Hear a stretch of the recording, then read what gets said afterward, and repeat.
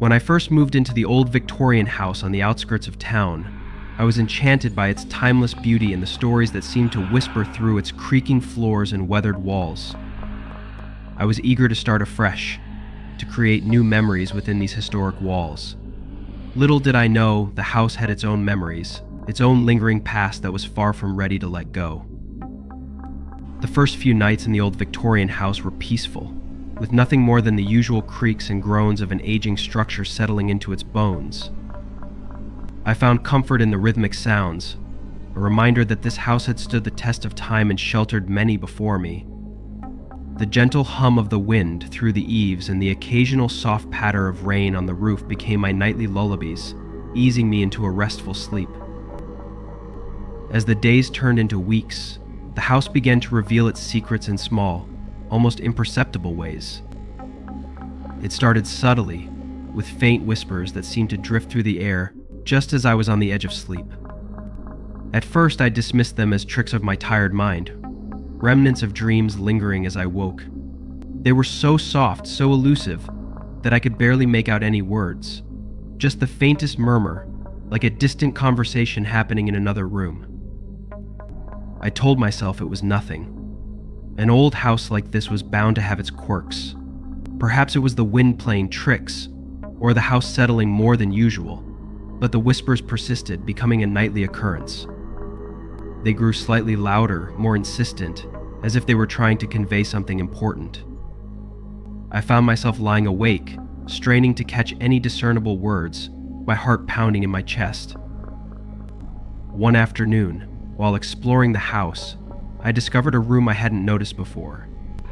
It was tucked away at the end of a long, narrow corridor, its door locked with a rusty padlock. The lock seemed ancient, as if it hadn't been touched in decades. Curiosity gnawed at me, and I felt an inexplicable urge to know what lay beyond that door. With a bit of force and determination, I managed to break the lock and push the door open. The room was cold and musty, a stark contrast to the rest of the house. Dust motes danced in the dim light filtering through a small, grimy window. Against one wall stood an old, ornate mirror, its glass darkened with age.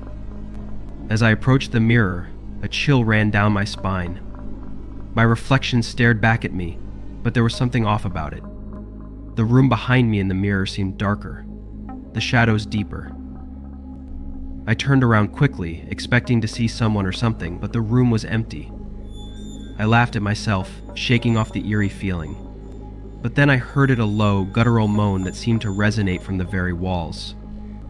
I froze, my heart pounding in my chest. The air grew colder, and I felt a presence, an oppressive weight that seemed to press down on me. I turned back to the mirror, and my breath caught in my throat. The reflection had changed. Behind me stood a figure, pale and translucent, its eyes dark voids staring directly at me. I spun around, but the room was empty once again. Panic surged through me, and I backed away, my eyes darting around the room. Suddenly, the temperature dropped even further, and it cold my eyes wide with terror. Before me, a ghostly figure began to materialize. It was a woman, her face contorted in anguish, her mouth moved, but no sound came out, only the same haunting moan that had filled the room moments before. She leaned in closer, and I could see the pain etched into her ethereal features, the torment that had bound her to this place. Her eyes, dark and hollow, seemed to bore into my soul, filled with a deep sorrow and a desperate plea for release. They were eyes that had seen unimaginable suffering, eyes that held the weight of countless years spent in anguish. "Help me," she whispered, her voice barely audible, a mere breath of sound. "Please help me." She stared deeper into my eyes, her gaze piercing through me. I could hardly breathe, my mind racing with fear and confusion. I made a plea for her rest, hoping to offer some solace. Summoning every ounce of courage, I pulled away from her icy grasp and backed out of the room. I fumbled with the lock, my hands trembling, and managed to secure the door once more. As I stepped back, my heart pounding in my chest, I vowed never to open that door again. I turned and hurried down the corridor, leaving the haunted room behind. The whispers seemed to follow me, but I dared not look back. That night, as I lay in bed, I couldn't shake the image of her hollow eyes from my mind. The house felt different now, darker and more oppressive, and I knew that her plea for help would haunt me forever.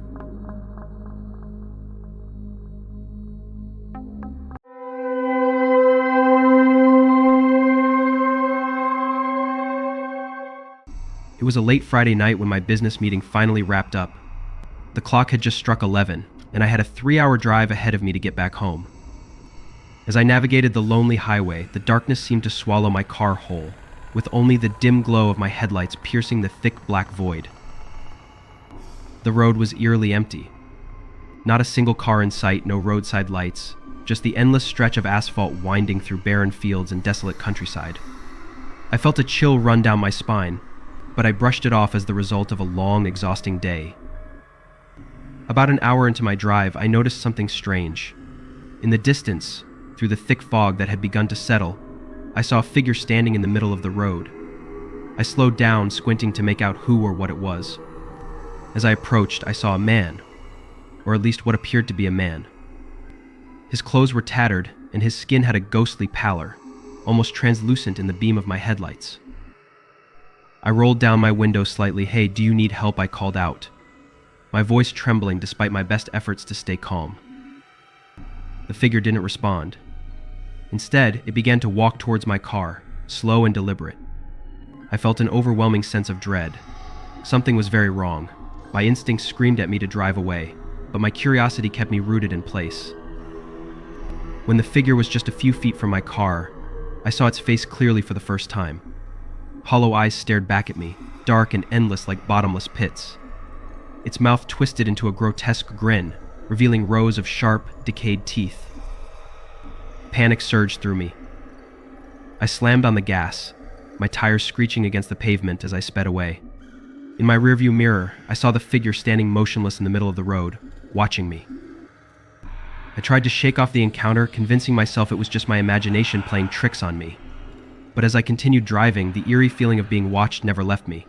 My heart pounded, and every shadow seemed to move, following me.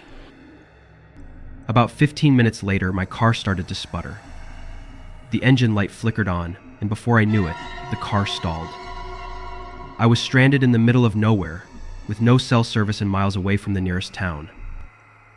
I got out of the car, hoping to find a signal by walking a bit. The night was unnaturally quiet, the kind of silence that presses in on you, making every sound seem amplified. But then, another sound reached my ears, a faint whisper, almost like someone calling my name. I spun around, but there was no one there, just the darkness and the oppressive stillness of the night. I quickened my pace, desperate to find a signal. That's when I saw it again, the same ghostly figure standing by the side of the road, watching me with those hollow eyes.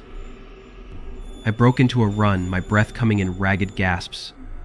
The whispers grew louder, more insistent, echoing through the air. I stumbled back to my car, locking myself inside. My hands shook as I tried to restart the engine. To my relief, the engine roared to life. I slammed my foot on the gas pedal, speeding down the foggy road. The dense fog made it nearly impossible to see, but I didn't dare slow down. The whispers followed me, a haunting melody that seemed to come from everywhere and nowhere. Then, out of nowhere, a tree loomed in front of me. I yanked the steering wheel to the side, but it was too late. My car skidded on the wet pavement and crashed head-on into the tree. Dazed and injured, I crawl out of the wrecked car. The whispers were gone, replaced by a deafening silence. I looked around, my vision blurry and my body aching. The figure was nowhere to be seen. I limped away from the car, desperate to find help. The road stretched out before me, an endless path shrouded in fog and darkness. I stumbled down the road, my strength fading with each step. Just when I thought I couldn't go any further, I saw headlights approaching. I waved my arms frantically, hoping the driver would see me. The car slowed down and stopped beside me. A man got out, his face filled with concern. "Are you okay? What happened?" he asked. My vision blurred and I felt myself slipping into unconsciousness. The last thing I remembered was the man calling for help, his voice echoing in the night. I woke up in a hospital bed, surrounded by the sterile smell of antiseptic and the steady beep of monitors. A nurse told me I had been found unconscious on the side of the road, with no explanation for how I had gotten there. They said it was probably exhaustion, but I know what I saw. I know that out there, on that lonely stretch of highway, something waits. A phantom, hungry for the souls of the unwary.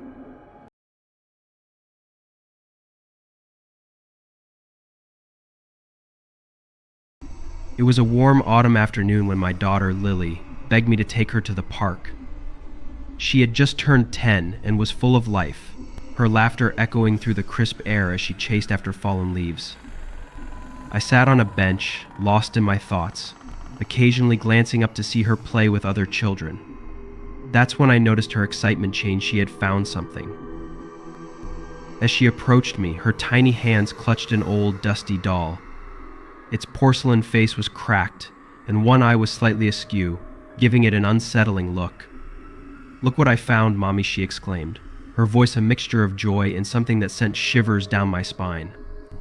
I hesitated but decided to let her keep it, thinking it was just a harmless treasure from the park. That night, as the sun dipped below the horizon and shadows began to creep into our home, Lily insisted on taking the doll to her room. I watched her skip away, the doll clutched tightly against her chest, a weird sense of foreboding settling in my stomach. I brushed it off, convincing myself I was being ridiculous. But then the strange occurrences began. At first, it was little things, a soft whisper echoing through the hallway, shadows darting just out of my sight, and the temperature dropping inexplicably in certain rooms. I dismissed them, attributing them to my overactive imagination. After all, Lily was just a child, and I didn't want to frighten her with my fears. That night, as I lay in bed, I heard Lily's voice drifting from her room. "You're my best friend, Dolly," she said, her tone filled with delight. I smiled, relieved that she was playing innocently. But the longer I listened, the more I felt a chill run down my spine. There was something off about her voice, a tinge of something I couldn't quite place. "Tell me a story," Lily giggled. There was a pause. Then I heard a voice reply, a low, eerie whisper that sent my heart racing. "Once upon a time, in a dark, lonely house, there lived a little girl who found a doll just like me. She was lonely too, and wanted a friend." I jumped from my bed, rushing to her room. The door creaked ominously as I pushed it open, and there was Lily, sitting cross-legged on the floor, the doll perched on her lap.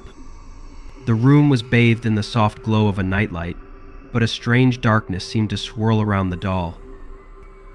"Lily, sweetheart, it's time for bed," I said, trying to keep my voice steady. But she didn't respond. Instead, she stared blankly at the doll, a strange smile stretching across her face. "She's telling me stories, Mommy. She knows so many secrets." I knelt beside her, panic creeping into my chest. "What kind of secrets, Lily?" "Secrets about the dark," she said, her voice now oddly melodic, as if it were no longer her own. "She says the dark is a friend, and we should play with it." My heart raced as I felt an icy chill in the air. "Lily, we don't play with the dark. We need to go to bed, okay?" I felt a surge of desperation as I lunged for the doll, grabbing it from Lily's lap. As my fingers closed around the cold, porcelain surface, a chilling shriek filled the room, echoing in my ears and vibrating through my very bones. I stumbled backward, clutching the doll to my chest, and that's when it happened. The air grew heavy, charged with an oppressive force. From within this darkness, a ghostly figure materialized.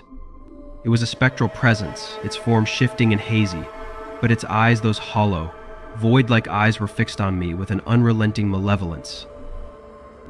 The figure's outline was shrouded in tattered, ghostly garments that seemed to flow and ripple as though underwater. Its face was a featureless mask of sorrow and rage, the kind of expression that spoke of centuries of unfulfilled desires and torment. The air grew colder, and I could see my breath forming clouds in front of me. "Lily," lying on the floor, sobbed uncontrollably, her cries barely audible over the piercing wail that emanated from the ghostly figure. My heart raced, and I could barely think through the suffocating fear.